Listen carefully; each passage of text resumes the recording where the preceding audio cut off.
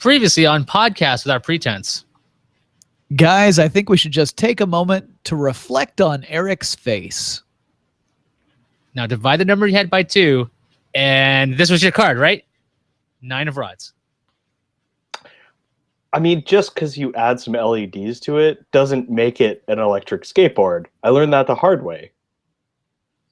Hi, I'm Jonathan Strickland. Hi, I'm Iyaz Akhtar. And I'm Eric Sandine. And together, we all have a magic skateboard. And it flies. And Dom DeLuise is the voice. That's a reference to a movie called The Magic Skateboard, where Dom DeLuise provides the voice of a magic skateboard. Well, okay, well, that seems obvious now. Yeah. It's not the next movie you have to watch, is it? Oh, no. Oh, wait. Oh, good. I picked the movie, didn't I?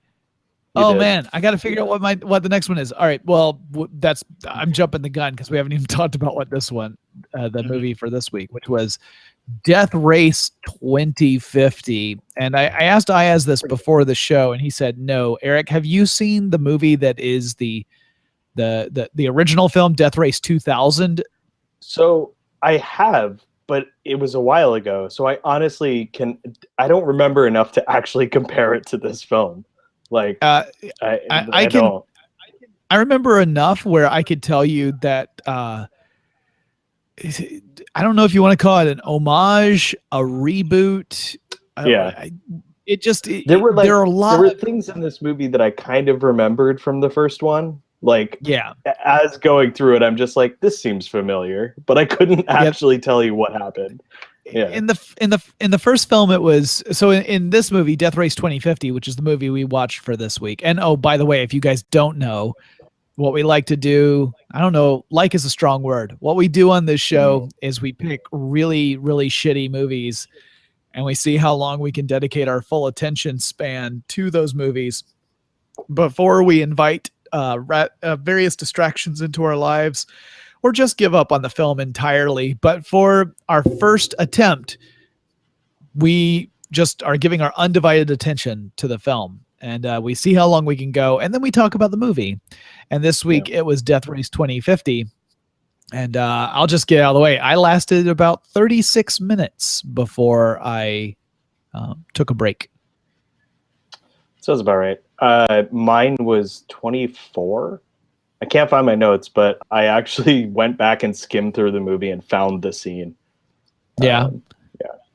So I was taking notes during the movie. At 21:47, a notification popped up on my laptop, and I just welcomed it, and I read it, and I was like, thank goodness. I don't care what this is. I'm going to read it. And it wasn't that important, but 21 minutes and 47 seconds, I'd had it with this movie. Yeah. I lasted the more longest than anything you were watching on the screen. That's for damn sure.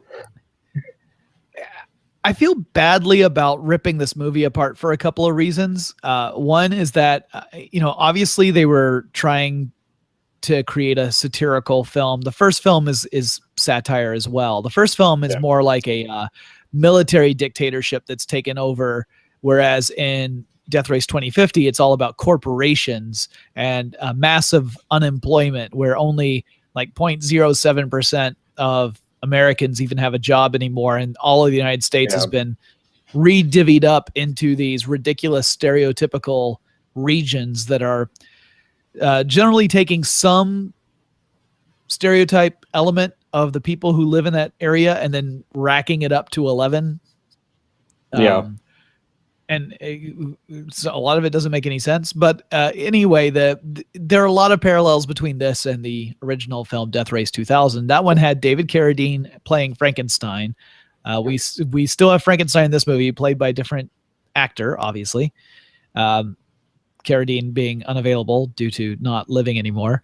And then in the original film, Sylvester Stallone was playing a character who was Frankenstein's chief rival in the movie. In this case, it was a genetically modified human meant to be a perfect specimen named Perfectus. But in the original film, it was a cigar chomping gangster character. And there's so many different little similarities where I guess what they were doing was acknowledging and giving an homage, I guess, to the original film. So one of the examples is in both movies, there are these misguided groups of resistance fighters. And in Death Race 2050, they are outright charlatans. But in both cases, you have a character leading them who is named after someone important in the American Revolution. So in Death Race 2000, the leader is Thomasina Paine. Yeah. Instead of Thomas Paine. And in this movie, it was Alexis Hamilton. Cute, huh? I mean, whatever. They did what they had to do, I guess. You definitely did. You definitely did not need to see the film, the original film, in order to understand what was going on with this one, and that was. I mean, they slap you refreshing. in the face with it. What's going on? Yeah. At least. So I mean, Iyaz, do you want to? Obvious. Do you want to explain what the plot was, Iyaz? Is it the freshest in Iyaz's brain right now? Because you just watched it, right? I just watched it. I got my notes in front of me. So the plot of the movie is, I guess it's kind of like a TV show. You've got a bunch of racers, and they've got to get from point A to point B across the country, essentially. And they Cannonball get to Run style. Yeah, and it's basically Cannonball Run. There are points awarded to the drivers of the cars based on what kind of person they kill. If they kill an adult, they get 10 points. If they kill a child, they get 20 points. If they kill a senior, they get 50 points. And they're also, it's kind of, I won't say demolition derby, but they are attacking each other at times. There are some people who want to be killed, and there are others who fight back along the way.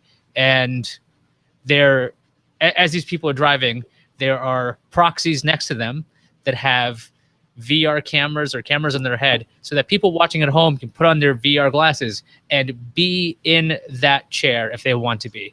And that's pretty much the plot of the movie, is just to get from A to B, rack up as much points as you want. And I believe there's 4 different drivers in this film. Yeah. There's like Minerva, there's Tammy the terrorist, there's Jed Perfectus, and there's Frankenstein. There's also Ace. But you can Abe? you have to count the car. Or Abe. Yeah. Who starts driving himself. Yeah. Right. Then it's Abe, the self-driving car. My bad. With the very aptly named Dr. Cream as his proxy. And in the original film, it's revealed that Frankenstein is just one of several drivers to have had that name. And that's not exactly what we get in this one, but it's another one of those things where, right? Yeah. I mean, that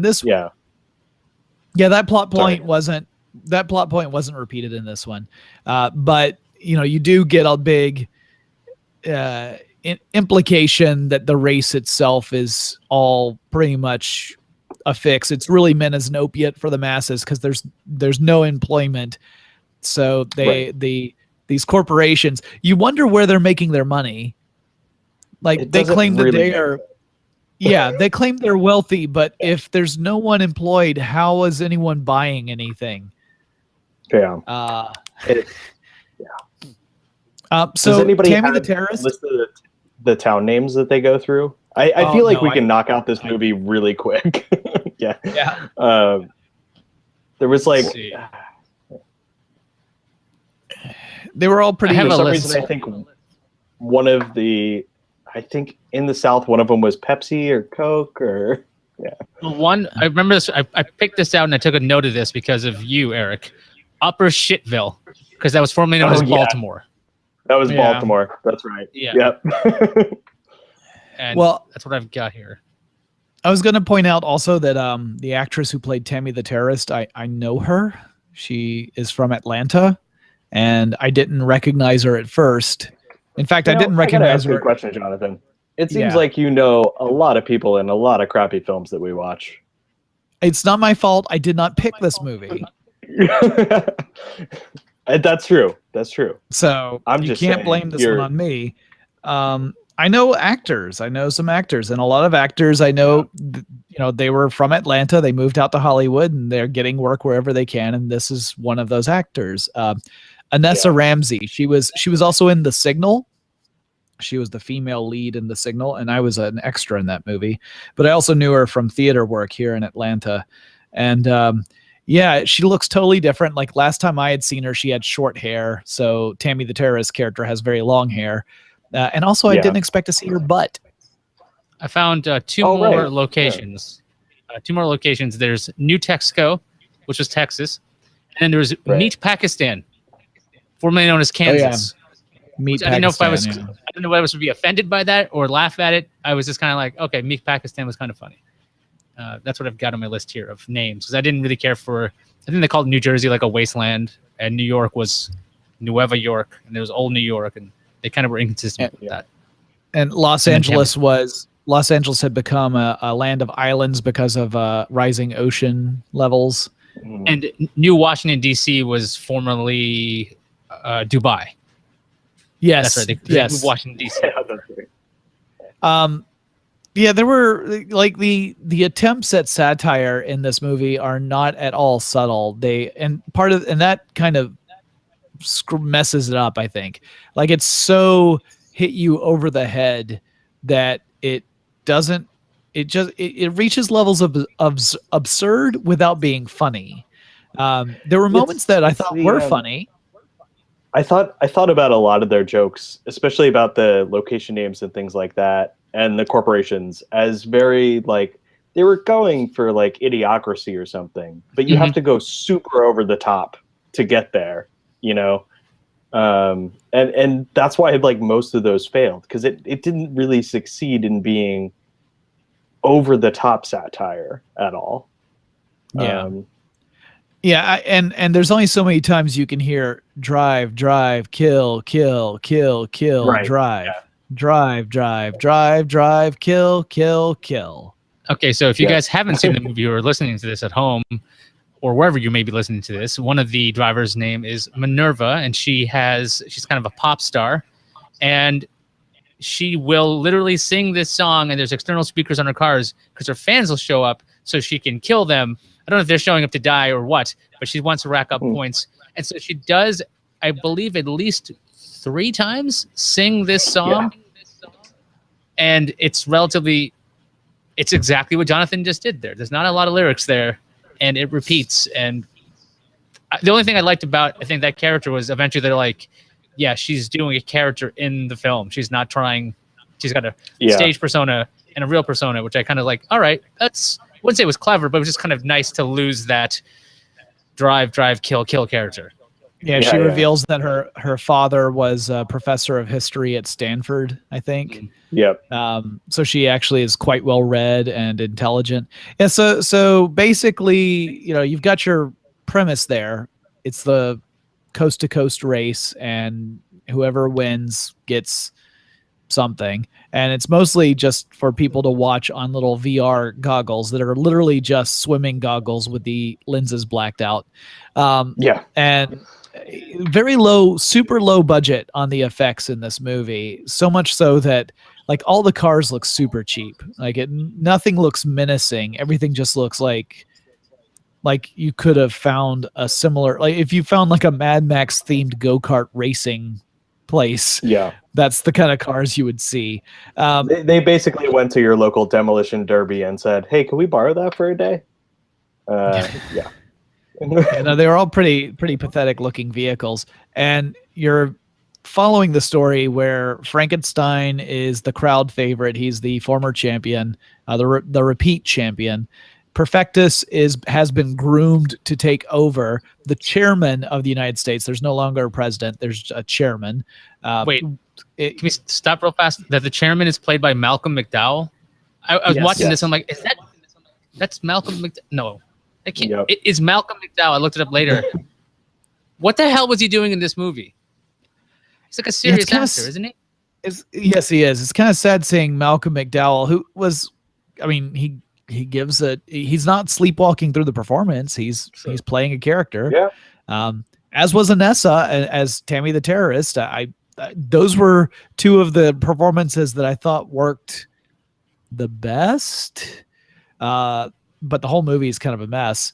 So you're following Frankenstein and the proxy who's sort of like the plucky young lady who's been put with Frankenstein to document all of this, and she's coming across as like someone who really wants to get the scoop, but it's later revealed that she's secretly a member of the resistance, and that her mission is to kill Frankenstein for reasons that are never really well defined by the resistance. Like you don't feel like there's any reason to their plan. You know later on that this was all a setup, that the chairman and the leader of the resistance are actually in cahoots with one another.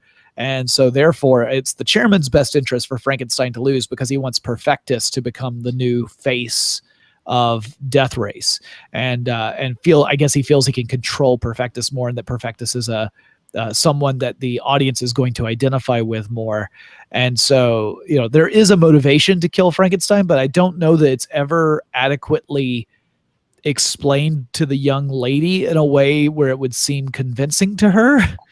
But she eventually decides not to kill Frankenstein and decides to help him instead. And so essentially the movie is just a series of racing moments and then some fighting moments between characters until you get down to the end where Frankenstein wins the race. Everyone else is dead. So really it's not a big victory at that point. Everyone else is dead. And he then kills the chairman and then watches the world fall apart with his new proxy girlfriend. They watch as LA and presumably everywhere else explodes. And then he says, well, we need to repopulate the earth. Wink. Credits. The end. Yeah, no, if you mix in like a little bit of racism and sexism in the middle, that's the movie. Yeah. Okay. So the racism part. Oh, go ahead, Iyaz. I'm sorry, but the racism part is not actually. Yeah, you can clarify. Yeah. Well, the racism part is really weird because, all right, so you've got it's Minerva, right? Is the character's name? Minerva is trying to coax some rednecks out from their hidey holes so that she can kill them. It's a bunch of people who all have guns. It's part of America, the heartland where everyone owns a gun and they are eagerly shooting at the participants of Death Race. And so she's trying to lure them out at first, and they're all portrayed as like hillbillies who are missing teeth and stuff. And this is generally in the Midwest, like Texas area.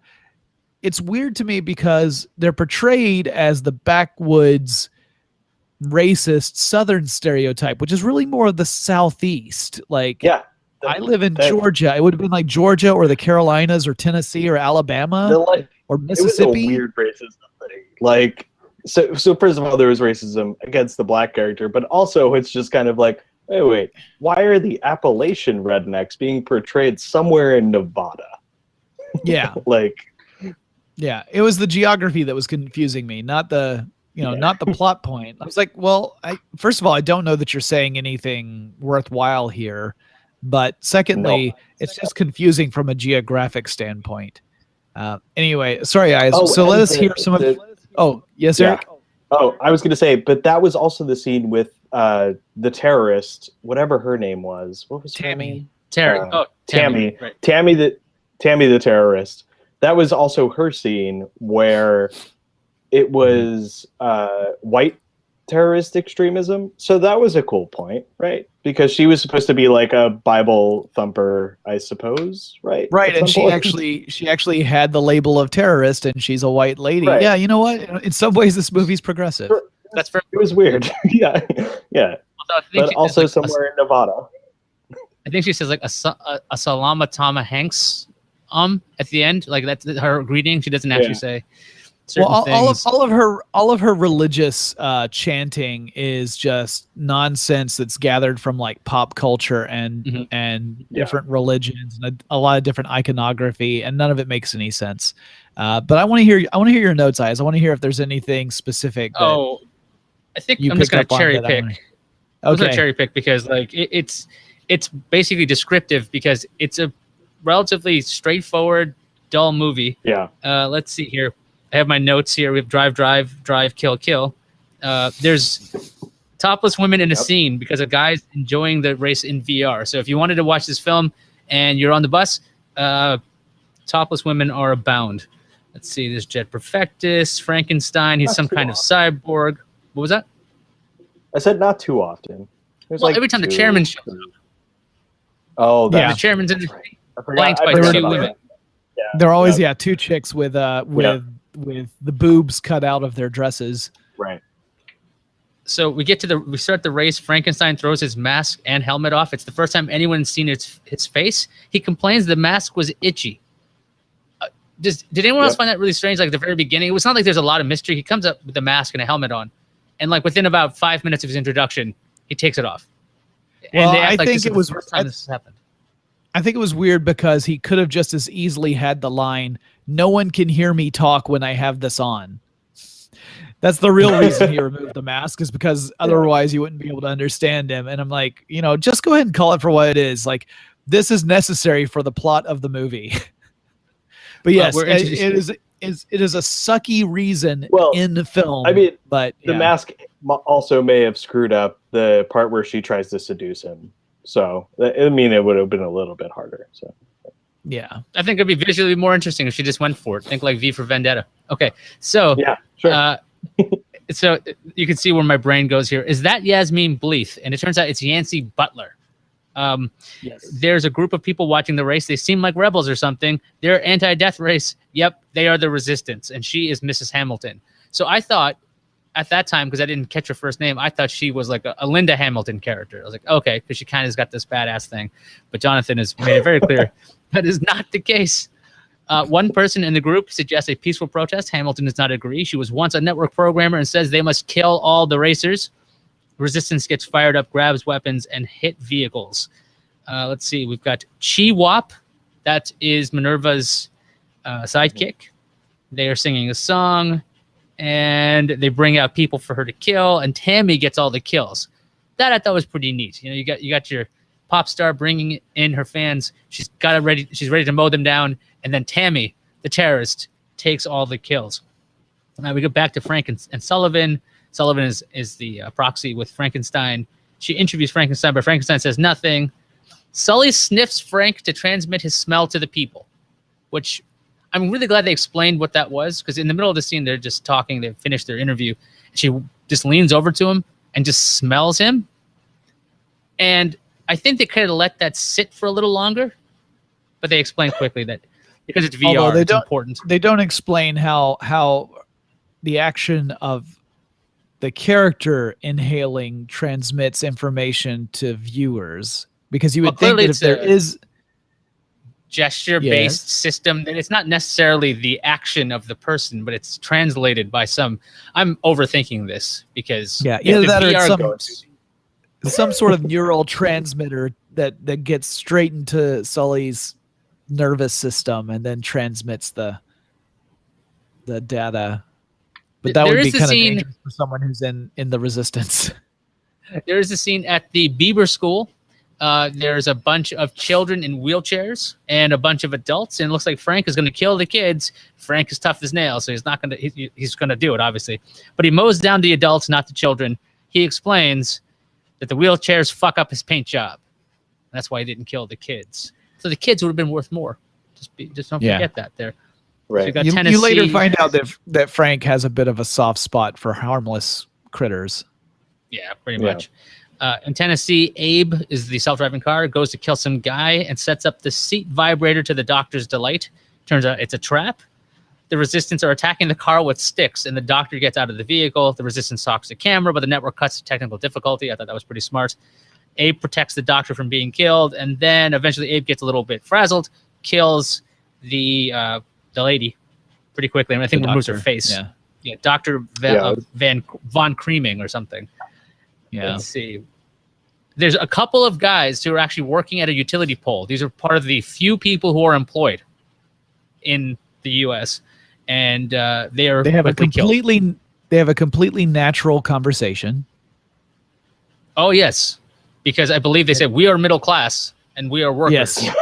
Yes. Right. It's I'm not almost making like up the they're dialogue. It's almost like they're Yeah. reading out the character description in the screenplay as their dialogue. Also, at this point, Abe, the driverless car, goes off on its own now that it has lost its Right. proxy, in that Dr. Right. Cream has been creamed. It kind of goes off and has an existential crisis and just conveniently shows up whenever the plot requires it to.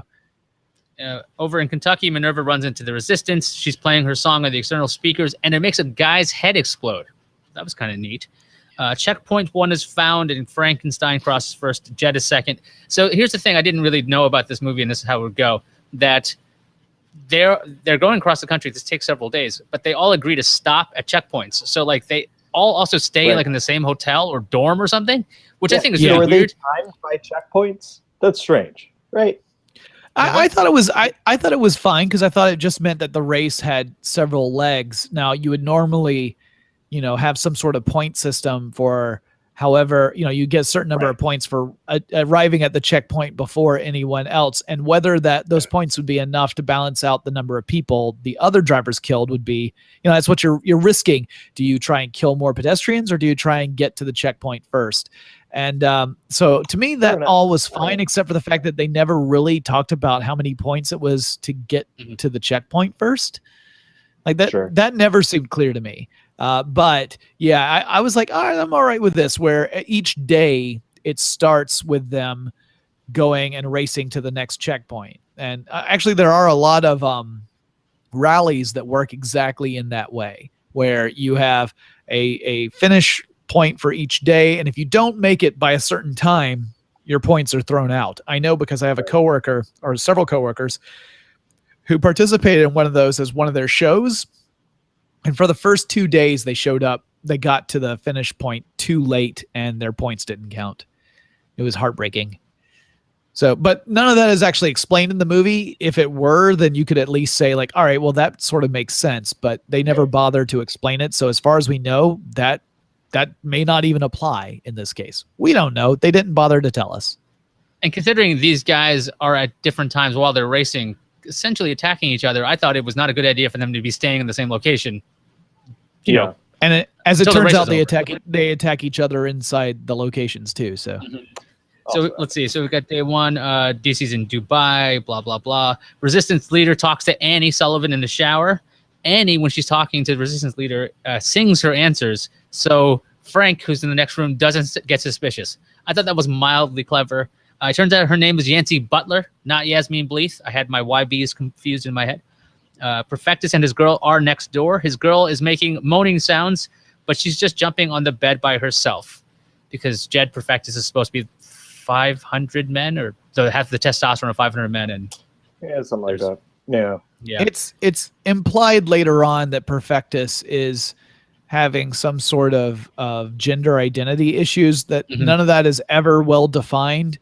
It's all done in pretty awful and not subtle sight gags and lines that the character has, where he's essentially protesting about people not thinking he's manly enough, and it's none of that is ever realized in any meaningful way. It's played off as a joke, which it seems incredibly tone deaf for a movie that came out in early 2017.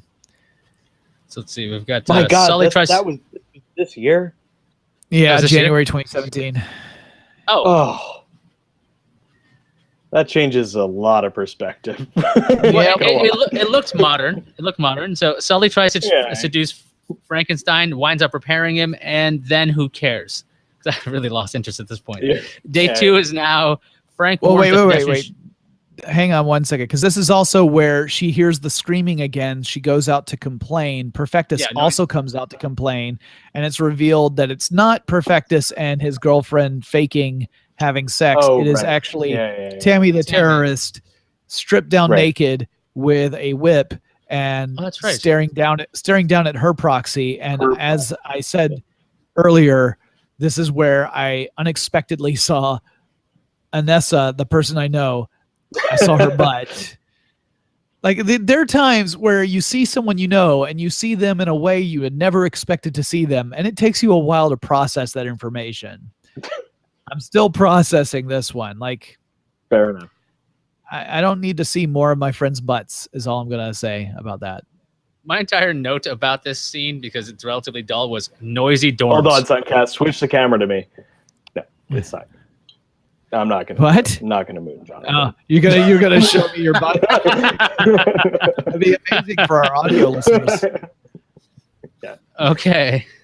Day 2 is now in turn to the video feed. Yeah. Tune in now if you would like. So go switch over to the video feed and enjoy that, Eric mooning.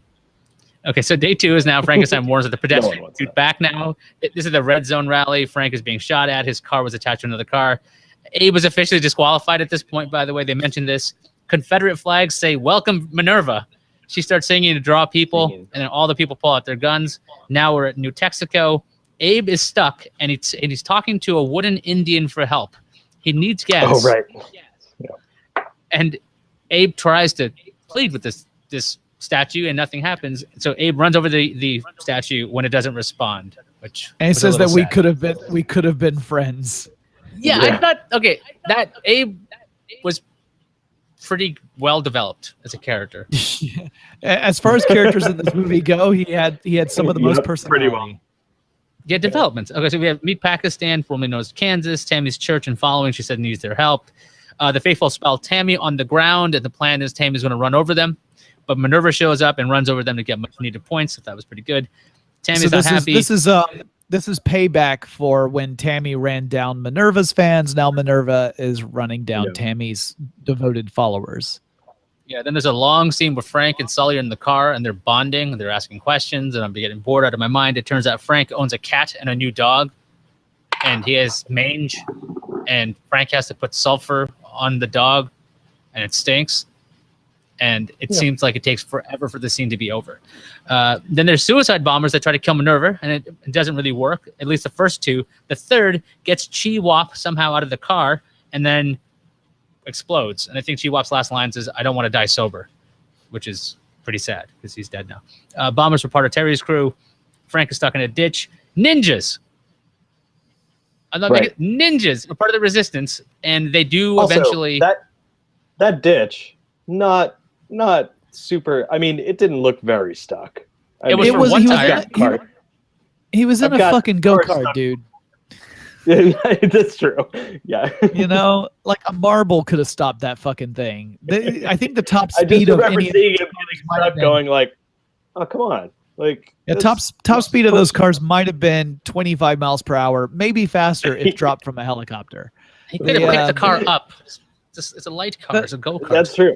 Also, the ninjas, they did the classic stupid mistake, you know, which is you come out and then you one at a time. That's mistake number 1. And 2, instead of just outright attacking somebody, they start doing all the flippies. Mm-hmm. They're not doing the punchy punchies or the kicky kickies. They're doing the flippies. And then Frankenstein just starts taking them out. And then he takes them all out.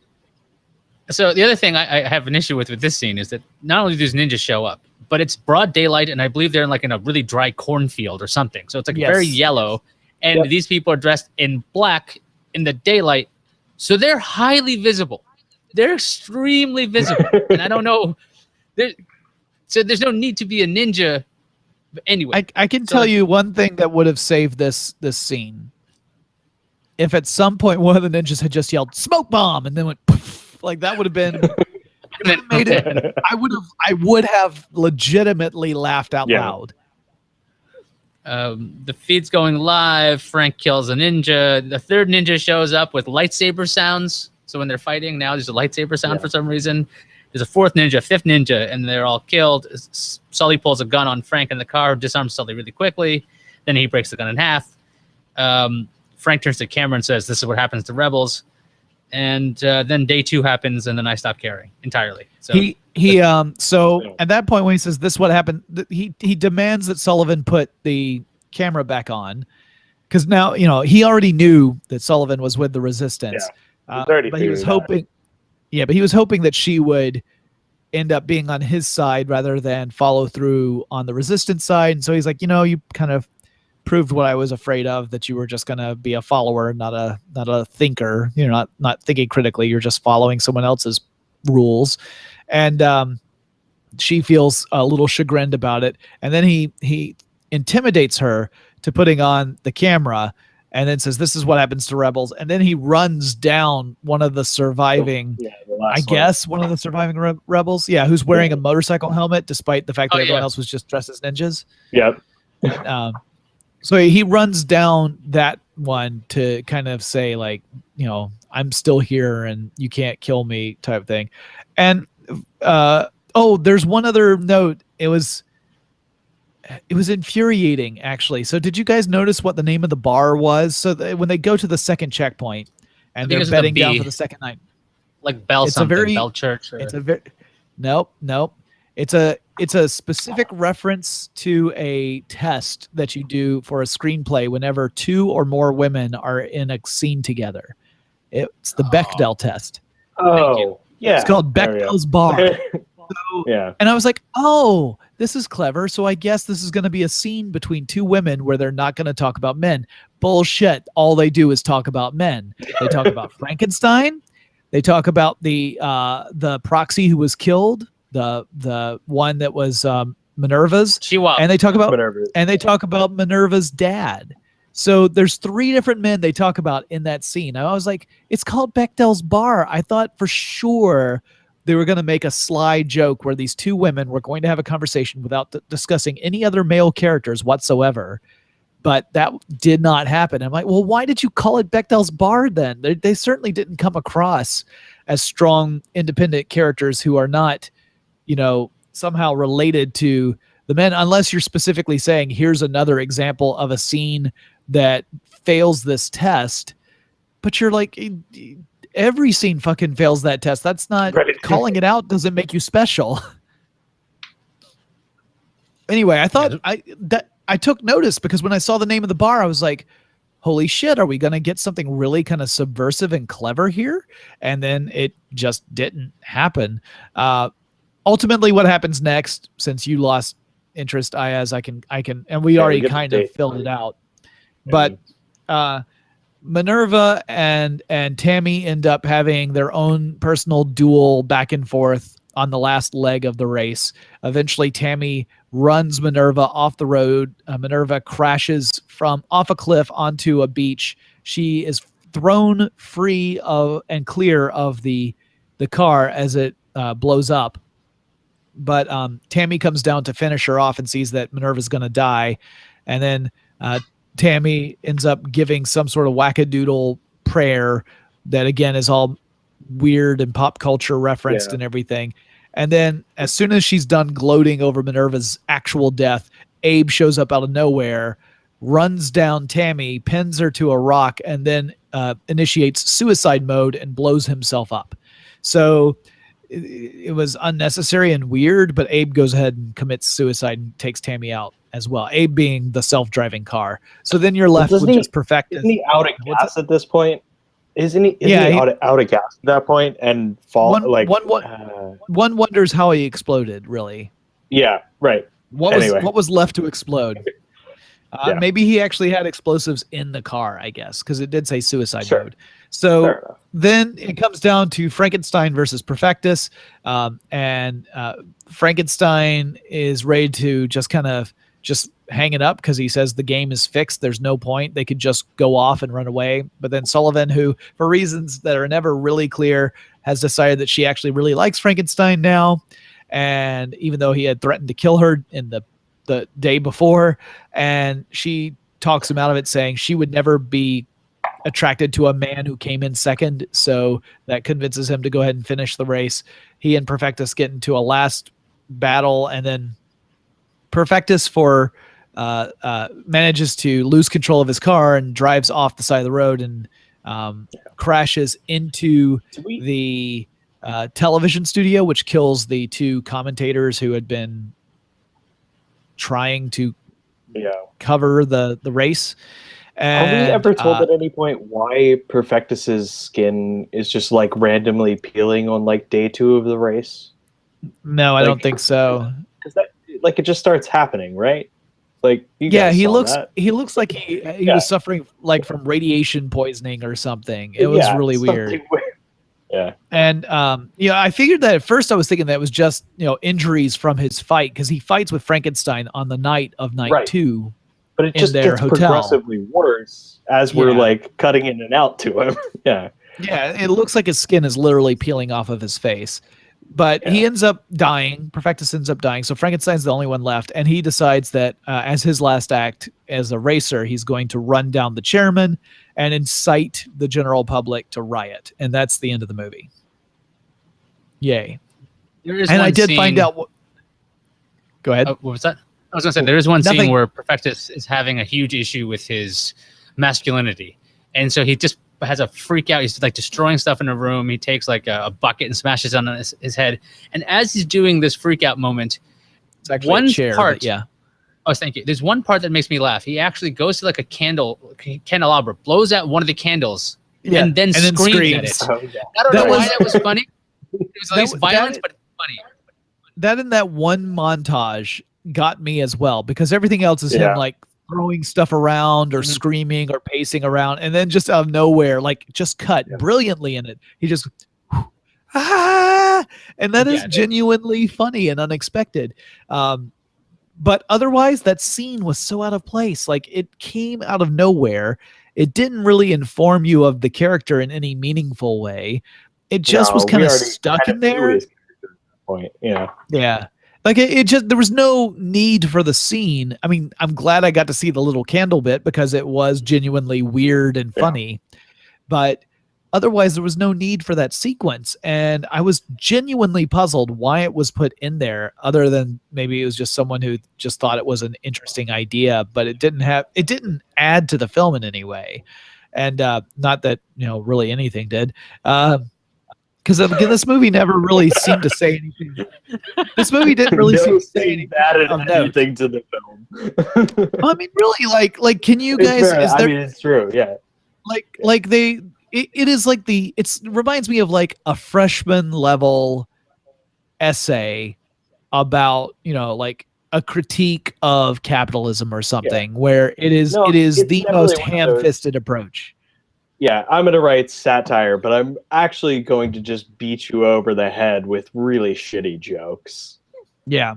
It's like it's like kind of like when you go on to a social networking platform and you see some of those articles that they're not necessarily trying to pass themselves off as legitimate news. All right. Those are just odious, the ones that are posting fake shit but are claiming to be news sites, but rather the ones that are trying outright to be satire, but they're not funny and they don't have anything interesting to say. So it's like you read a couple of articles in The Onion, but you had no talent or experience at writing comedy, and then you decided to go and do it anyway. That's what this movie. You didn't really understand why that super dry Onion headline was actually very funny, and so you just tried to write a super dry headline. Yeah. It's kind of like some of our other movies we've covered, where it feels like they were made by aliens who had accessed the idea of what a movie was, but didn't really understand what it takes to make one. Right. Kind of that same boat, and I mean, it's unfortunate because. It's like these guys saw the original Death Race and then saw Idiocracy and then decided, well, these are the only two films I've seen, so this seems good. Yeah. Well, let me ask you guys this, because we were mentioning this before we went live, that this is actually the second film we've seen that was clearly inspired by Death Race 2000. This one being more or less a sequel to it. The one was better, if that's the question right now. That was the question. Yeah, was the Insane Clown Posse movie Death Racers better than Death Race 2050? Eric says yes. What do you say, Iyaz? I definitely laughed more at the ICP film. Okay, what's a better movie? What did I enjoy more? What's the question? I'm going with enjoy more for my answer. Oh yeah, all right, yeah. Which one did you enjoy more? Enjoy more Death Racers with freaking ICP, because it's so stupid, and it's like, okay, this is ridiculous. I would say they both have the same level of violence, although I think in Death Race 2050, an astonishing amount of people just break in the middle. Like when they are killed, they just get sliced right in the middle. So just split in half. Yeah, it's always perfect. What you don't know is that by by 2050, you don't realize this, but by 2050, everyone is actually perforated right at the waist. Right around there. Yeah, they're like, Just okay, tear umbilical away. cord. We had a lot of that. Also, But yeah, car bumpers are roughly 2.5 feet up. Like, Right. Just So, Jonathan, how about you? Which one did you like better, ICP or this one? I gotta go with Death Race 2050 for one reason alone. For one reason alone, there's a rape scene in Death Racers. Oh yeah, right. Oh, There's yeah. Yeah, God damn and sorry guys. I mean, I minus get that that you one both are scene. okay with rape scenes. I get it that you guys are cool with that for a scene that puts a woman It's really in not danger. cool to throw that out there before asking the question. I don't remember Thanks for that. I mean, I just remember the fucking movie, guys. All I did was ask a question. I didn't. That's basically it. I guess I could have worded it, hey, what movie did you think was better? Keeping in mind Death Racers had a rape scene in it. Okay, I forgot about that scene. I just remember the idiot clowns. Been a good way to phrase the question. Yeah. Yeah, I think that's safe to. I'm trying to think. Like there are a number of movies we've watched with scenes like that. Now I have to keep a tally somewhere, which also makes me look crazy. So if I have a list of all the movies that have these, the rape. I kind of wonder well. I know Jonathan used to have a spreadsheet. I kind of wonder if there's a column that just.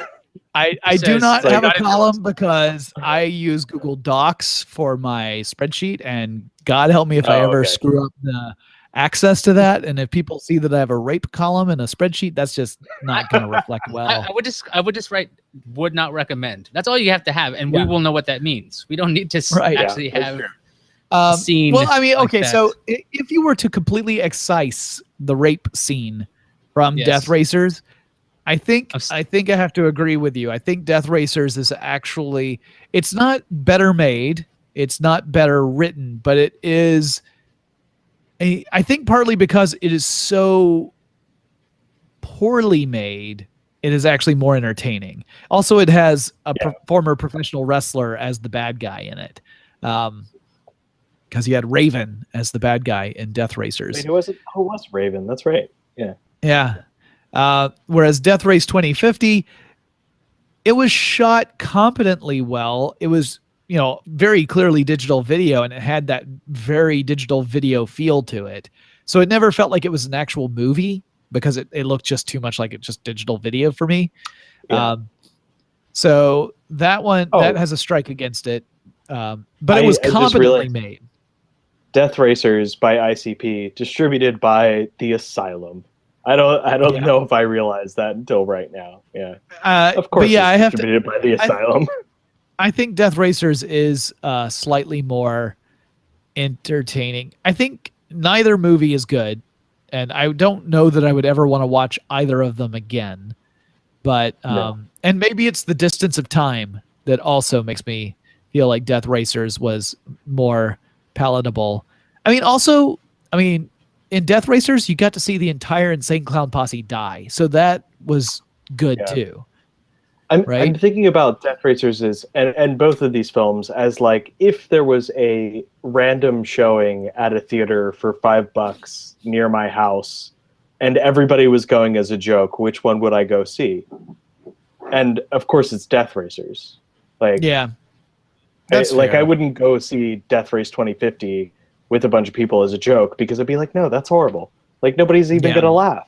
Like it's not gonna happen. No, that's fair. That's fair. Yeah, I think and also I mean like Death Racers, I don't think they were trying as hard. Like the satire there wasn't trying to be as zany and wacky as the satire in Death Race 2050, right? So they were still trying to be like darkly humorous and largely failing at that, but at least it wasn't like watching someone take the microphone on an open mic night thinking that they can do stand-up because they think they've always been told they're the funny one and then just watch them bomb. That's what Death Race 2050 felt like. So I gotta agree with you. You've got the next movie. I've been sitting here just looking at potential candidates here. I don't know. I've got it already because I picked it. I picked it last week, and I need to, or last time. I need to pick it. I need to stick with it. It's Zombies. Zombie movie. Damn it. Okay, right. Zombies is the movie. So I had already picked it last time, so I've got to stick with it. next time I'm gonna try and find something with lots of boobs.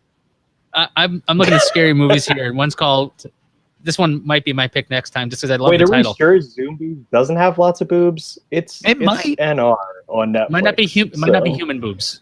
Might be also true. It might have a lot of boobs, but I mean, next time I think I'm gonna try and pick a really bad titty comedy. Well, I'm looking at Most Likely to Die. Most Likely to Die looks really good.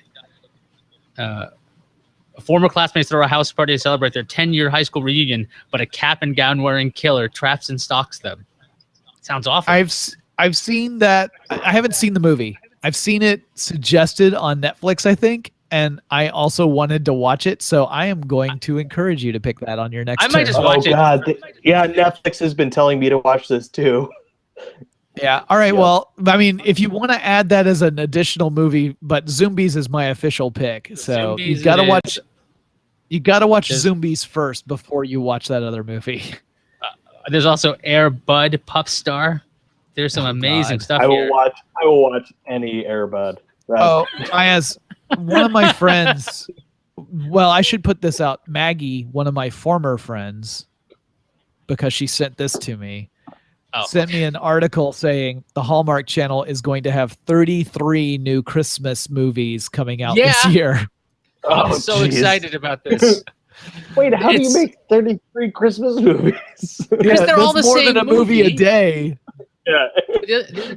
All right, so guys, I have a challenge for us. Another one.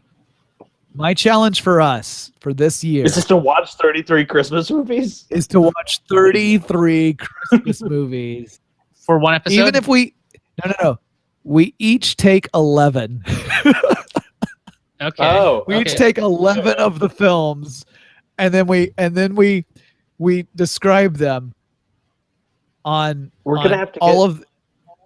When are they? We might have to do. Movies? We might have to do them. We might have to do them like in a sequence, like each week do a few more.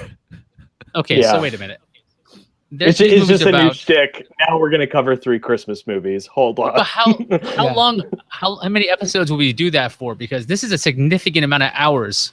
Now, granted, most plots will be this person didn't know the meaning of Christmas, met some people, found her faith, found out that she was a fake, and then finds the meaning of Christmas. Change he to she to she to he, and that's basically every movie. And then maybe sometimes it's a dog. So, like, how many episodes are we doing this? Is that going to be all of our thing for next year until we get to... I'm calling any dog or cat related Christmas movies. I'm just gonna do that right now. So this is gonna be Q1 of 2018. That's all we're doing. I mean, I'm not gonna dictate how we discuss them, or if we discuss them, but I think we owe it to the world to cover definitively those 33 Christmas movies from Hallmark, the new ones. Yes. So they're making, are they releasing them all around Christmas time? I didn't read the article. All I did was see that my friend posted it on my Facebook page and realized that she no longer wanted to be friends with me. This requires some research, but I mean, I'll watch them. Upwards of 20 hours of Christmas movies and like unskippable ads likely. Yeah. And how many Leah Thompson movies will be in this? 8. Lord only knows. Yeah. And here's the thing is that we're going to have to take a look at that list and divvy it up. We can't. Yeah. Oh, and Suncast is being helpful. Did you see what he said in the chat? No, I didn't. You guys can do blogs on GFQ of all 33 of them. Oh, God. You know what? Here's the thing. Can our blogs be freeform notes? Because that's fine. I almost was going to just dismiss that out of hand by saying, like, I'm not gonna make blogs for you but then they've been super awesome about hosting us this time, and I feel like we kind of owe it to them. Yeah, that's true. So actual text, you could maybe do a vlog if you want to do. Like, guys, here's my review of Schnookums' very warm and friendly Christmas. It was disturbingly violent. Yeah. I didn't expect all the rape. Would not recommend. Even in Hallmark, I don't think we're going to be running into that. Oh, God.